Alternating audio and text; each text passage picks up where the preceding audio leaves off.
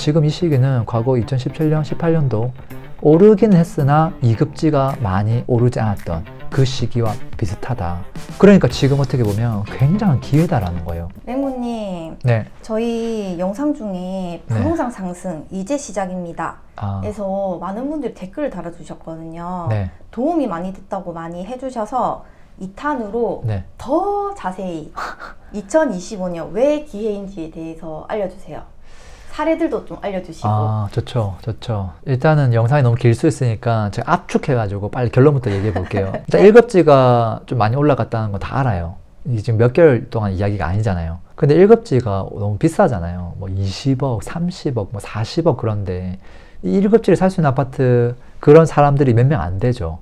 저는 이건 어나더 레벨이라고 그냥 보거든요. 그냥 보내줘 버리고 그 다음에 1급지가 바닥에서 언제 오를지 맞추는 건 굉장히 어렵잖아요. 어차피 살 수도 없으면서도 이걸 자꾸 누가 맞추려고 하는데 의미가 없다고 저는 보고요. 1급지가 오른 상황이 좋을까 오르지 않은 상황이 좋을까. 내가 만약에 2급지를 검토하고 있는 사람의 입장에서 당연히 1급지가 오른 게 좋은 상황이거든요. 지금 1급지가 올랐잖아요. 네. 너무 좋은 상황이잖아요. 1급지가 올라버려서 어떡하지 못 사는 애가 아니라 대부분 사람들 1급지를 어차피 못 사거든요. 보내주고 나면 날라가 버렸네.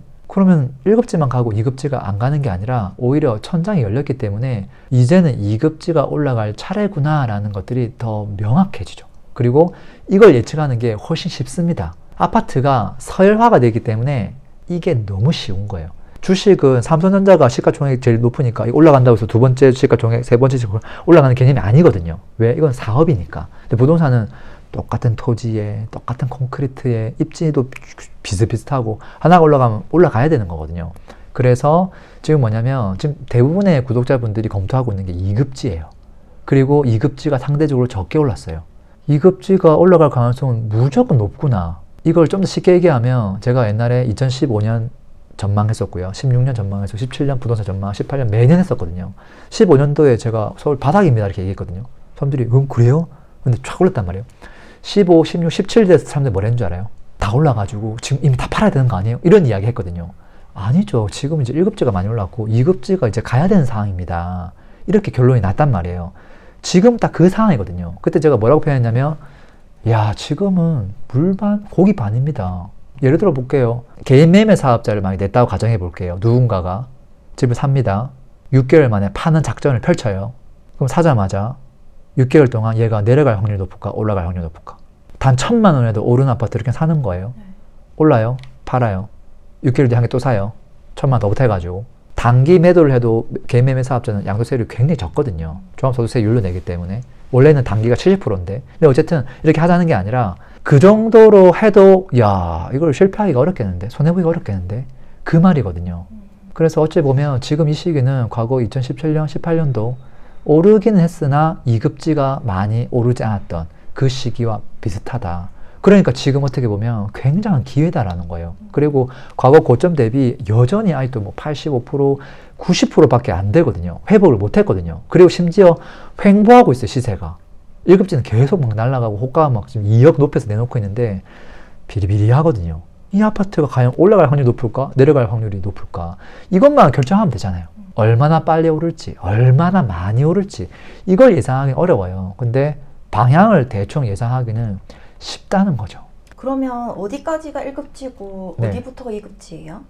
뭐 이런 거죠. 일단 시세를 알아야 되니까 1급지가 반포 기준으로 지금 좀 호가 기준으로 하면 평당 1억 5천 정도 합니다. 거기서 절반을 딱 나누는 거예요. 그럼 어떻게 될까요? 7,500. 7,500이에요. 7,500이 2급지라고 얘기할 수는 없죠. 그거는 절반인 거잖아요. 사실 봐봐요. 제가 삼각형으로 한번 그림을 그려볼게요. 이거를 절반을 딱 나누면 이 위에 삼각형이 있잖아요. 근데 이 삼각형으로 아래쪽 삼각형을 몇 개 만들 수 있는지 알아요? 이걸 종이접기 접어보면 밑에 삼각형이 3개가 더 나와요. 그러니까 사실은 4개 중에 하나예요. 위에 있는 상급지가. 그리고 시세가 평당 7,500에서 1억 5천대가 밴드가 굉장히 넓긴 하지만 사실은 아파트가 굉장히 뾰족하게 돼 있기 때문에 개수가 몇 개 안 됩니다. 사실은. 많아 보이지만. 지금 제가 정사각형 예시를 들었지만 사실 요렇게 뾰족하거든요. 이 녀석들은 1급지에 전부 다. 2급지가 되려면 어떻게 되냐면 평당 7,500에서 반을 딱 나눠야 돼요. 그럼 그게 어디냐면 평당 3,750 정도 돼요. 2급지라는 개념이 이 금액이 전부 2급지는 아니겠죠. 거기에서 위아래로 밴드를 만들어줘야 되기 때문에 뭐 평당 한 뭐 2,500에서 4,500 그 사이도 사실 2급지라고 볼 수 있어요. 그러면 24평 기준으로 네. 1급지는 한 18억에서 36억 정도고 네. 2급지는 9억에서 18억 정도라고 보면 되겠네요. 금액으로 보면 그럴 수 있죠. 근데 그러다 보니까 이제 뭐 10억 초반대 아파트들 이렇게 이야기가 많이 나오는 거죠. 2급지에서. 그리고 그런 대상들을 한번 체크해 보면 예를 들어서 자 강서구다. 그럼 누가 봐도 1급지는 아니잖아요. 2급지에 들어가기도 애매하다고 얘기할 수 있어요. 근데 2급지의 범위가 지금 워낙 넓다 보니까 강서구도 2급지 안에 넣어 볼게요. 자 그랬을 때 예를 들어서 뭐 우장산 아이파크 이편한 세상 이런 아파트가 있단 말이에요. 되게 대중적이고 대단지고 입지도 정말 양호한. 근데 여기가 지금 평당 얼마 하는 줄 아세요? 이게 매매가가 지금 10억이 넘거든요. 뭐 11억, 12억 정도 하기 때문에 여기도 평당 4천이 넘는 입지예요. 그리고 연식이 꽤 오래됐습니다. 2008년식인데 평당 4천 하는 거예요. 그러니까 이 아파트의 그래프를 한번 보면 스물스물 올라가고 있죠. 네. 무슨 말이냐면 아까 그 평균 3,700보다 높잖아요. 2급지가 지금 가고 있다는 거죠. 근데 2급지 밴드가 또 있잖아요. 거기서 조금 3천 밑에 있는 아파트들은 천천히 갈 거고 4천에 육박하는 것들은 조금 더 빠르게 가고 그 차이가 있는 거죠. 그랬을 때 이 아파트가 위로 갈까 내려갈까? 저는 올라간다 보거든요. 기본적으로. 그리고 반면에 이제 1급지에 해당하는 뭐 잠실 엘스 뭐 평당 뭐 8, 9천 정도 지금 하고 있는 이 아파트를 보면 그래프 보면 이전 고점보다도 훨씬 더 많이 올라갔어요. 지금 우리가 이전 고점까지만 가는 그런 게임을 하는 시기가 아닙니다. 부동산을 샀는데 이전 고점이 맥스일 수가 없잖아요. 언젠가는 그걸 다 돌파하고 장기적으로 우상향하는 거거든요. 그러다가 또 너무 거품이 생기면 한번 또 팍 떨어져야 되는 거고 또 그러다가 또 다시 또 올라가는 거고 자 그런 측면에서 지금 1급지가 천장이 얼마나 열렸는지를 봐야 되는 건데 이게 지금 125%가 올랐거든요. 천장 대비 과거 고점 100% 기준 125%를 갔기 때문에 지금 이제 전고점 대비 90%가 안 되는 아파트가 100%까지 가는 게 뭐가 그렇게 힘든 일일까라는 개념이에요. 이해되죠? 네. 그럼 평당 3천만 원, 네. 24평 기준으로는 한 7억대 정도 이상은 무난하게 1급지처럼 시세가 계속 오른다라는 거네요. 시간은 걸리겠지만 저는 따라간다고 보죠. 뭐 예시를 한번 들어보면 평당 3천만 원이 사실 서울에서 그렇게 비싼 건 아닙니다. 거의 진짜 평균 뭐 이 정도밖에 안 되거든요. 근데 이제 과거 시점에 한번 사례를 좀 보면 1급지에 해당하는 잠실 리센치에 가면 13평짜리 아파트가 있습니다. 그리고 아까 제가 언뜻 얘기했던 지금 평당 4천만 원이 된 우장산 아이파크 이편한 세상이 있어요. 24평. 이 두 개 시세를 비교해보면 어떨까요? 지금 이제 하나는 13평이고 하나는 24평이에요. 그러다 보니까 시세는 다를 수 있는데 어쨌든 평수는 다르지만 시세가 엄청난 차이는 아니죠. 그리고 흐름은 완벽하게 똑같은 것도 알 수 있죠. 근데 이제 누가 먼저 올랐냐가 중요하거든요. 2015년, 16, 17 찍고 쭉 갔을 때 사실은 1급지의 신축의 대단지 수가 국평은 더 빨리 더 많이 올랐어요.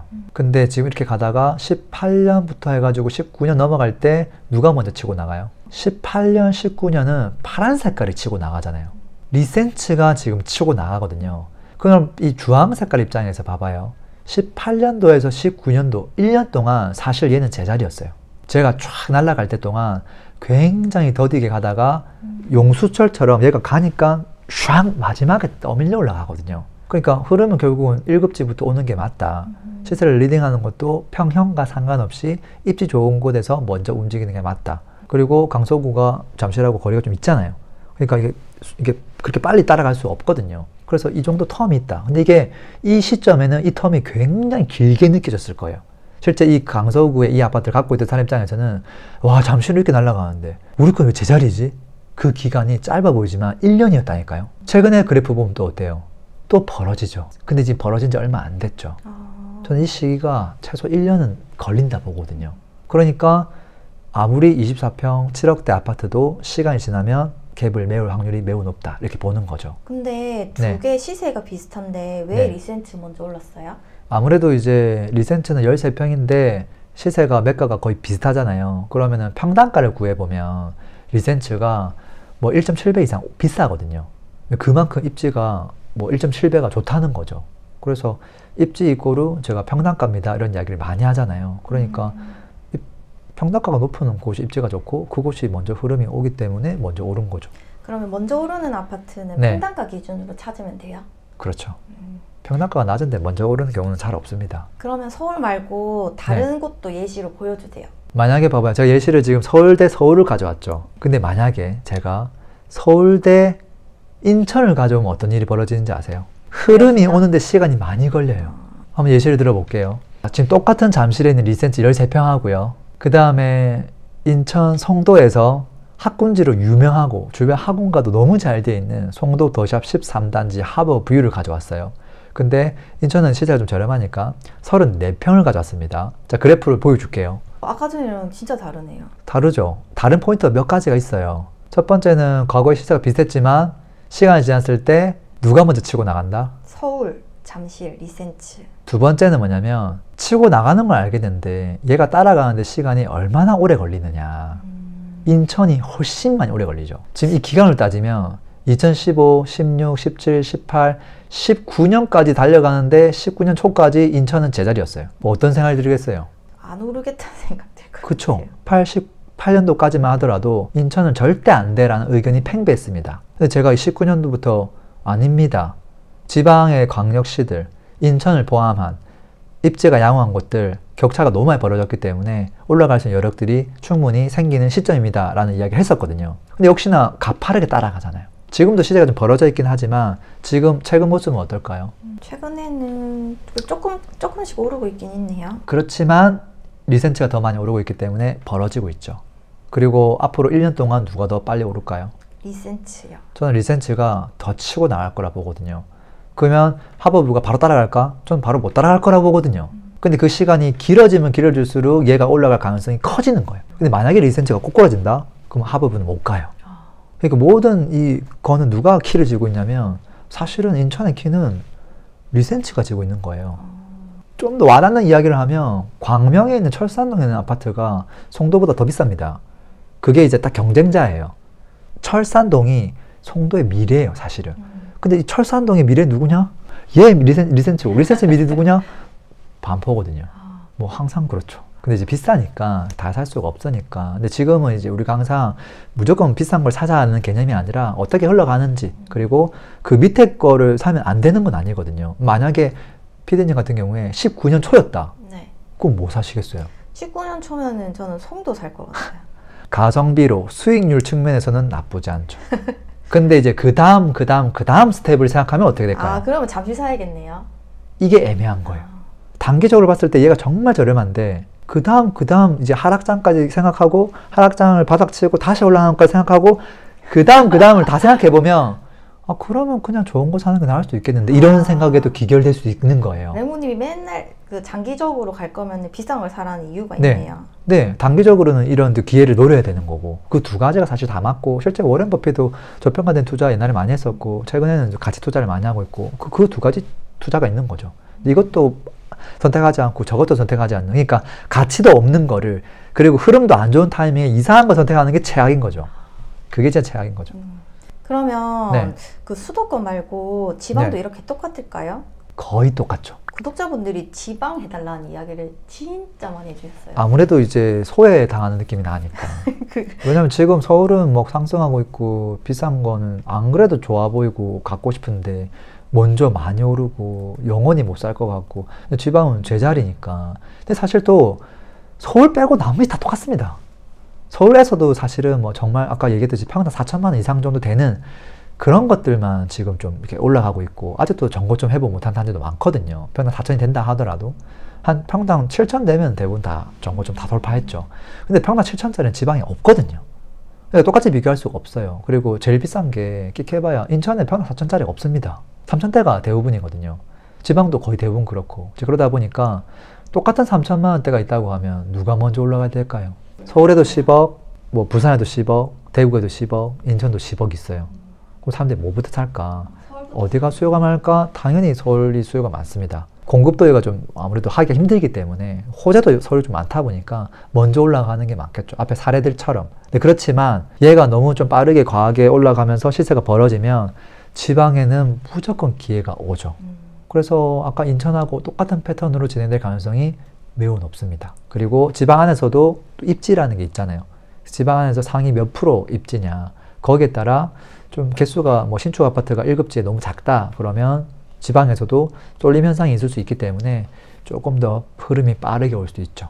뭐 그 정도 차이일 것 같습니다. 그러면 지금 가격이 올라가고 있는 아파트가 있고 네. 아직 못 오른 아파트가 있는데 네. 둘 중에서 어떤 걸 사면 좋을까요? 사실 아까 그 인천이 극명한 지금 그거예요. 과거의 인천이 아니라 지금 현재 시점에서 보면 인천 송도를 사야 될까 서울을 사야 될까, 이것도 사실 고민일 거예요.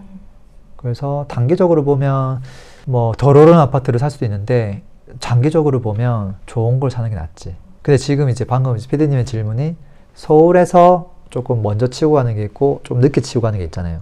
지방이 아니라 서울 내에서 비교를 한다고 하면 사실 그렇게 흐름 차이가 크지 않아요. 그리고 인천처럼 이렇게까지 벌어져 있지 않습니다. 이 정도 좀 벌어져 있거든요. 이제 그러다 보니까 그 정도 벌어짐이라고 하면 내가 여유가 되면 그래도 좋은 게 낫겠다. 길게 보고. 근데 그걸 살 수 없다고 하면 저는 여기에 집착할 필요 없다고 봐요. 무슨 말이냐면 같이 간다는 말이잖아요. 그럼 꼭 내가 왜 많은 돈을 들여서 이걸 꼭 사야 될까? 이것도 잘 따라갈 수 있을 텐데. 그러니까 욕심 안 부리고 내 수준에 맞는 걸 사도 저는 당연히 괜찮다 이런 생각을 합니다. 그러면 지금 대선도 이제 코앞이고 하다 보니까 네. 정책이 또 완전히 뒤집어질지 않을까 네. 걱정하시는 분들이 많은데 네. 랭구님은 어떻게 생각하세요? 저는 정권이 바뀌고 정책이 바뀌어도 1주택자를 규제하는 정권은 없다고 생각해요. 그런 정책이 나온 적도 없었고요. 물론 우리가 상상할 수 없을 정도의 아파트 한 평만 가지고 있어도 국토를 아무도 소유할 수 없고 토지 한 평만 들고 있어도 세금이 어마어마하게 부과되고 뭐 그런 일이 벌어진다고 하면 저도 모르겠습니다. 그때는. 근데 사실 그게 가능하냐, 실현 가능하냐, 이 확률 싸움이잖아요. 우리가 이제 일확천금을 노리는 것도 좀 문제가 되겠고 반대로 너무 극단적으로 생각하는 것도 좀 문제가 되겠죠. 저는 양극으로 생각하진 않거든요. 되게 무난하게 간다라고 보면 시세는 보수적으로 보되 시장을 좀 긍정적으로 좀 바라본다면 내 집 마련한 채 하는 거 정도는 무리하지 않고 한다고 하면 저는 나쁘지 않은 시기다 이런 생각을 합니다. 그럼 다주택자는 어떨까요? 다주택자는 이제 뭐 집을 지금 살 거냐 뭐 이런 질문은 아닐 것 같긴 한데 일단은 여러 가지 결정이 좀 필요하죠. 주택수가 많은 다주택자와 그렇지 않은 다주택자가 있을 거예요. 그에 따라 저는 전략은 다를 거라고 보거든요. 다주택자를 잘 생각해 보면 계속 무한정 집을 늘려나가는 게 다주택자의 전략이 아니었거든요. 그냥 좋은 게 좀 보이다 보니까 하나 사고 또 요자금 있다 보니까 또 하나 사고 하다 보니까 다주택자 된 거예요. 근데 이 사람들이 영원히 계속 늘릴 생각이 아니었어요. 적당한 시기에 수익이 나면 하나 팔고 또 하나 팔고 두 개 판 거 모아가지고 또 똘똘한 걸 갈아타고 개수를 좀 줄여나가면서 또 똘똘한 걸 갈아타는 그런 전략을 생각하고 한 거거든요. 자, 그러다 보니까 지금 이 시점에서는 그렇게 느긋하게 할 수가 없죠. 왜? 이걸 모아가지고 팔고 또 새 거 사고 포화 사고 추세 중과가 되기 때문에 이 행위를 못 하잖아요. 스탑이 됐잖아요. 그러니까 결정해야 될 건 뭐냐면 내가 지금 갖고 있는 이 주택수가 그렇게 많지 않은 다주택자다 라고 하면 사실 한두 개만 정리하면 1주택자가 되거나 뭐 되게 소수가 될 수 있다는 소리잖아요. 무주택자가 될 수도 있고 그런 분이 있다고 하면 정리해서 똘똘한 걸로 갈아타면 되겠죠. 근데 만약에 개수가 조금 많은 다주택자라고 하면 그분들은 정리해서 뭔가 바로 좀 살 거라고 좀 생각하지 않거든요. 그렇기 때문에 당장 살 게 아닌데 이걸 팔아서 어떻게 해야 될까? 그리고 지금 갖고 있는 것들이 막 입지가 엄청 좋은 1급지를 다 갖고 있는 게 아닐 거거든요. 그렇기 때문에 잘 팔리지도 않아요. 그러니까 이거 헐값에 팔아야 되는데 그것도 너무 억울할 거거든요. 그러니까 저는 이미 가지고 있는 것들을 급하게 팔아야 생각하지 않아요. 그리고 잘 생각해 보라고요. 다주택자가 이제는 되고 싶어도 못 돼요. 재미난 게. 네. 근데 이제 다만 서울은 흐름이 막 오는 게 보이는데 지방은 잘 안 보이잖아요. 이게 너무 조급한 거예요. 언제 오지 지방? 언제 오지? 이게 한 달 한 달이 너무 천천히 가는 느낌을 받는 거죠. 저는 사실 이게 조바심을 내는 건 본인 스스로 그렇게 하고 있다라고 보거든요. 그게 아니라 아까 인천 사례처럼 1년 지났는데 못 갔어 지방이? 그럼 그만큼 더 기회가 생겼네. 1년 지났는데 아직도 못 갔어. 서울은 갔네? 그럼 더 좋은 기회가 생겼네. 그럼 이걸 갖고만 가더라도 사실은 예를 들어서 하나당 1, 2천만 원만 올라도 개수가 여러 개인 사람은 그 곱하기 개수만큼 해야 되잖아요. 그러면 장기적으로 지금 현재 시점하고 뭐 한 2, 3년을 뒤를 내다봤을 때 이게 자산의 크기가 올라가면 올라갈지 내려갈 거라고 생각하지는 않거든요. 그리고 이제 갖고 있는 물건들 중에서도 조금 옥석 가리기는 해야 되겠죠. 무조건 다 가져간다 그런 개념은 아니라 어차피 좀 못난이들은 좀 정리하는 것도 분명히 필요하기 때문에 적당하게 이거는 좀 너무 좀 못난이구나 하면 줄여나가는 전략을 하되 그래도 괜찮은 것들까지 무조건 다 팔아야 된다 이렇게 보지는 않아요. 그러면 정리를 해보면 2025년 네. 일단 서울은 기회이고 네. 혹시 내 집 마련할 기회면 평당가 높은 걸 사라 이렇게 정리해보면 될까요? 네. 그리고 1급지를 못 사도 괜찮다. 2급지에 있는 것들 충분히 다 따라갈 가능성 매우 높고 과거도 사실은 거의 다 그랬다. 근데 뭐 레몬님 뭐 지금은 이제 양극화가 있고 똘똘한 한치 현상이 있는데 옛날에는 그게 없었을까요? 옛날에도 입지 중심이었고 서울 중심이었고 서울만 뭐 계속 4년 동안 가는데 인천은 못 가요. 그 이야기가 옛날에도 있었거든요. 심지어 그때는 다주택자 규제도 별로 없었단 말이에요. 그래도 그런 일이 벌어졌단 말이에요. 그러니까 지금 규제가 있다고 해서 절대 인천을 못 가는 게 아니라 거기에도 때가 되면 지금 그 때가 안 됐다는 거예요. 왜? 서울의 평당 3천만 원대가 아직도 많이 못 간 아파트가 너무 많거든요. 천장이 열리니까 차분하게 기다리기만 해도 괜찮다. 근데 만약에 집이 아예 없는 분들은 무조건 기다리는 것만 고려해 볼 수는 없겠다. 뭐 이런 결론인 거죠. 오늘 구독자분들의 그때 궁금증이 많이 풀렸을 것 같아요. 또 그렇게 생각해 주시면 좋을 것 같습니다. 네, 오늘도 감사합니다. 네, 들어주셔서 고맙습니다. 광고 한번 하겠습니다. 집값이 왜, 언제 오르는지, 어떤 게 저평가인지 판단하지 못하면 계속 흔들릴 겁니다. 기초 강의는 이 강의 하나로 충분합니다. 물고기 잡는 법을 알려드립니다. 내 집 마련에 대한 니즈가 참 많습니다. 그래서 실전 수업을 만들었고요. 개인 컨설팅에 가까운 수업입니다. 내 집 마련을 못할래야 못할 수가 없습니다. 지식을 온전히 내 것으로 만들고 싶은 분들은 스터디가 마음에 드실 겁니다. 똘똘한 한 채부터 재건축, 재개발, 돈 되는 투자처 함께 찾고 싶은 분들을 위한 스터디 준비되어 있고요. 현금 흐름 만들기 위한 다양한 수익형 부동산 종목을 배우는 스터디. 자, 목적에 맞게 선택하시면 됩니다. 링크는 설명란 및 댓글에 남겨 놓겠습니다. 강의 때 뵙겠습니다.